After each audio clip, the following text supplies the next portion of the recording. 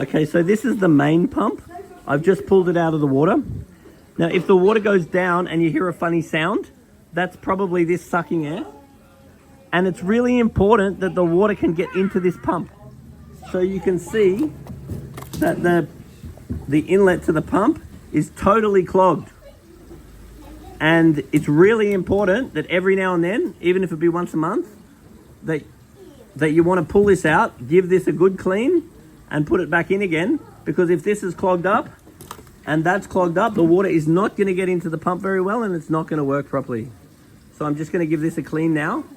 And then this pipe here, I'm going to have to reattach that because for some reason it's broken. Apparently there is a crayfish or yabby in here.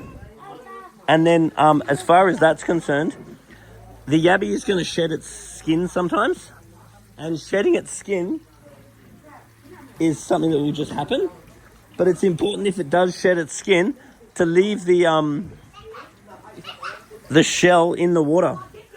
Because the yabby needs to eat it.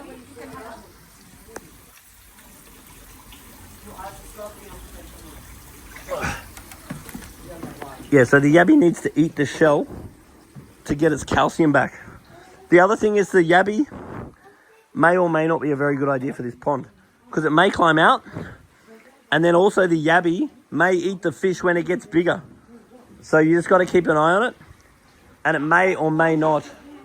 The more you learn about yabbies, the less you say, because the just depends on the personality of the one you've got. So this is a red claw yabby or crayfish, and this is not a shell, this is a dead animal.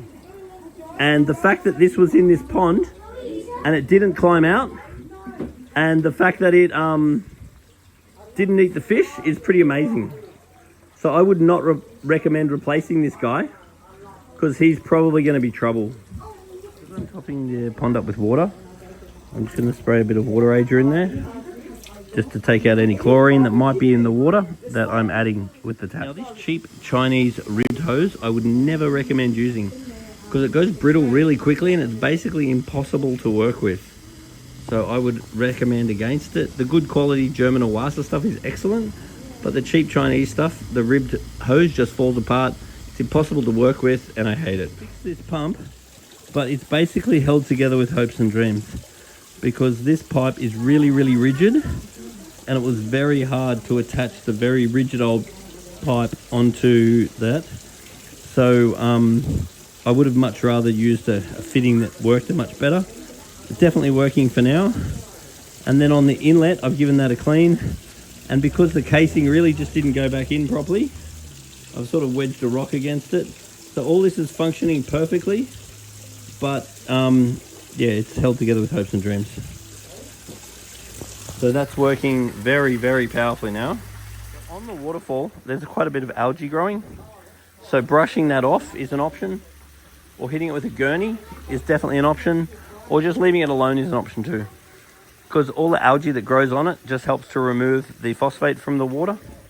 But you can see now that I've cleaned the pump, you can see that's very powerful. It's much more powerful than it was before.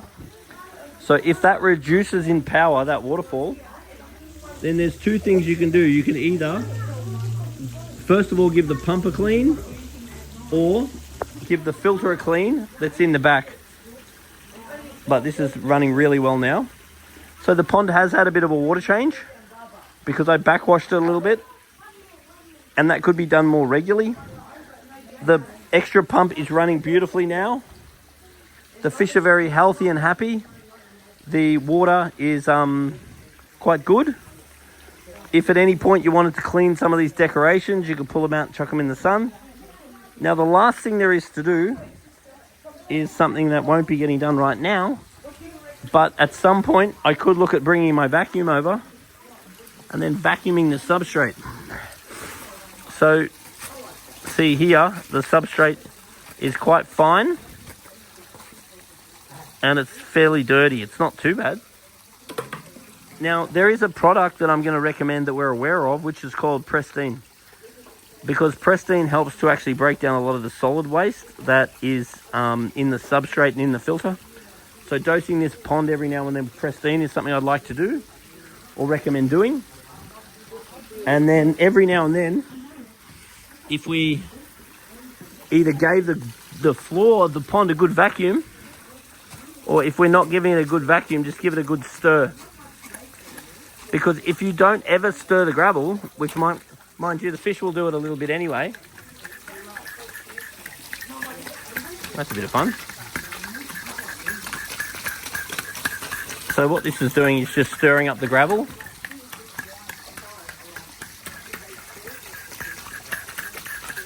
And the reason why we want to stir the gravel up sometimes is we want to let the oxygen get into the gravel so it doesn't become anoxic.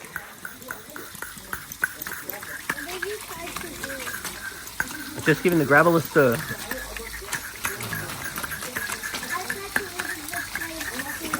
Yeah, I think I'm enjoying this too much.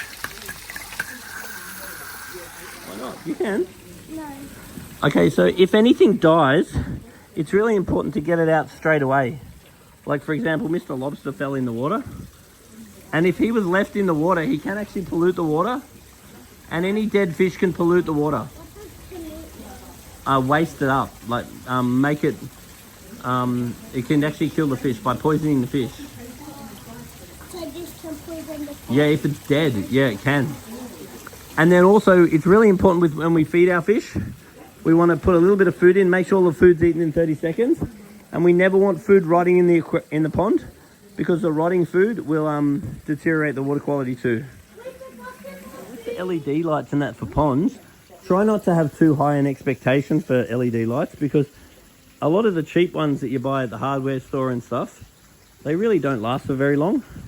If you buy good quality underwater lights, they're actually very, very expensive. So there are good ones available, but there's so many cheap ones available. And that's why I wouldn't want you to be too worried if you put some LED lights in a watery environment and wonder why they don't last long. Now, the next thing is, one of the best things you can do every now and then is just have a fish net. And then every now and then when you see leaves and stuff, if you just give it a bit of a collect, because everything that you collect out of the pond stops it from having to rot. Yeah. So just having a fish net and just giving the pond a little bit of a net whenever you see litter and stuff in it, that's really great. And then every now and then, if you wanted to, you could just get yourself a brush and give the waterfall a bit of a clean, or you could give it a gurney. I'm just trying this now to see if it makes the light any brighter, which it may or may not. One of the main things I want you to do besides feed the fish is I want you to make sure that on a semi-regular basis, at least every 3 months, but more often if you're worried, is to make us a nice video so we can see everything that's going on. And the other thing we want to see in the video, besides everything going on, is we want to see your fish food, your water ager, and any other fish stuff you've got. And the other thing I'd really love you to do with this too is go and chuck about 500 grams of salt in there.